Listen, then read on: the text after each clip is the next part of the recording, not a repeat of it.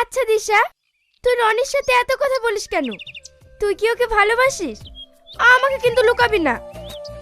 তুই কি যে বলিস, আমাদের মধ্যে কিছুই নেই।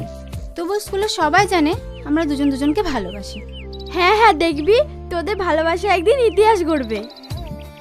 কি যে বলিস তুই। এই দিশা, ওই দেখ, কচুরিপানার ভিতরে একটা লাশ পড়ে আছে মনে হচ্ছে। কই, কিছুই তো দেখতে পাচ্ছি না। ওই দেখ, কচুরিপানার মধ্যে পড়ে।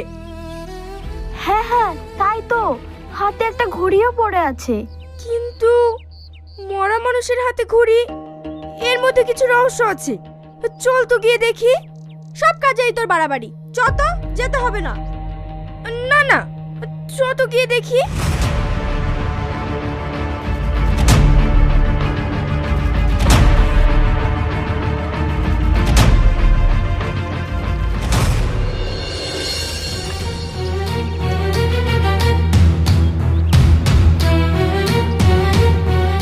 কিরে সালমা, এ তো দেখছি বেঁচে আছে। বেঁচে আছে? তাই তো।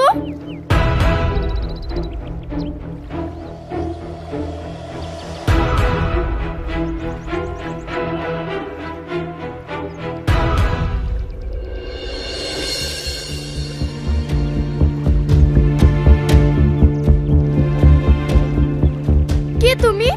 তোমার বাড়ি কোথায়? কি রে সালমা, এ তো কিছুই বলছে না।